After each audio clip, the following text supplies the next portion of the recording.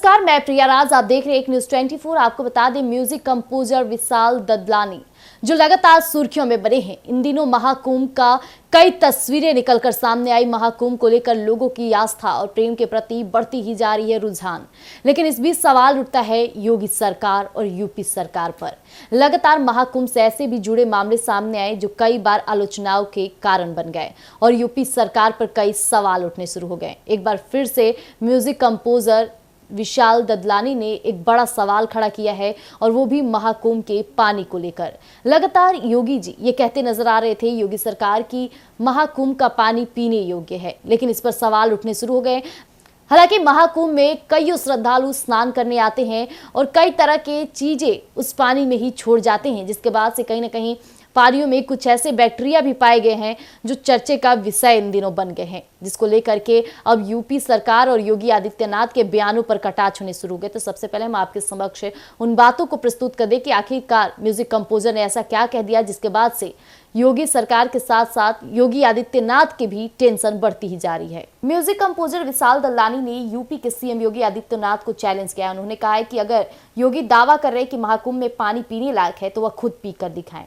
बता दें कि संगम के पानी में बड़ी मात्रा में मल के बैक्टीरिया होने की खबर आई थी। इस पर आदित्यनाथ का कहना था कि लोग द्वेष के चलते ऐसी बातें फैला रहे हैं। पानी नहाने और आचमन लायक है। महाकुंभ में संगम के पानी में हानिकारक बैक्टीरिया की रिपोर्ट्स आने के बाद यूपी के सीएम ने इन बातों का खंडन किया है। अब कंपोजर विशाल ददलानी ने ऐसी एक खबर का स्क्रीनशॉट लगाकर आदित्यनाथ के लिए मैसेज लिखा है। विशाल लिखते हैं, सर, नफरत करने वालों की चिंता मत कीजिए, हम आपका यकीन करते हैं। प्लीज जाकर नदी के पानी का बढ़िया घूंट कैमरे के सामने लीजिए। इस रिपोर्ट में लिखा था कि यूपी के मुख्यमंत्री आदित्यनाथ का दावा महाकुंभ का पानी योग्य है, पीने के योग्य।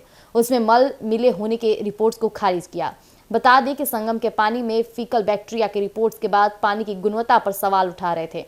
तो योगी आदित्यनाथ ने सदन में इसका जवाब दिया था और कहा था कि बहुत से लोग महाकुंभ को लेकर दुष्प्रचार कर रहे हैं। उन्होंने कहा था कि वहां पानी के ट्रीटमेंट के बाद ही इसे छोड़ा जा रहा है। यूपी पॉल्यूशन कंट्रोल वहां पानी की गुणवत्ता बनाए रखने के लिए लगातार कर रहा है। जैसा कि अभी आपने सुना कि महाकुंभ से इस तरह की बातें निकलकर सामने आई थी कि मल बैक्टीरिया ज्यादातर महाकुंभ के पानी में पाए जा रहे हैं, जिसके बाद से ये सबसे ज्यादा चर्चे का विषय बन गया। हालांकि महाकुंभ में कई श्रद्धालु आस्था के प्रति प्रेम को अपने मन में बसाए स्नान करने जाते हैं और इसे शुद्ध मानते हैं। लेकिन इस कारण अगर आप धार्मिक के साथ साथ संगम पर इस तरह के सवाल उठाते हैं तो ये कहीं ना कहीं योगी सरकार के लिए सबसे बड़ी चुनौती थी। इस बीच योगी आदित्यनाथ ने सदन में इसकी आवाज उठाई थी और इस तरह की बातों को दुष्प्रचार का रूप दिया था।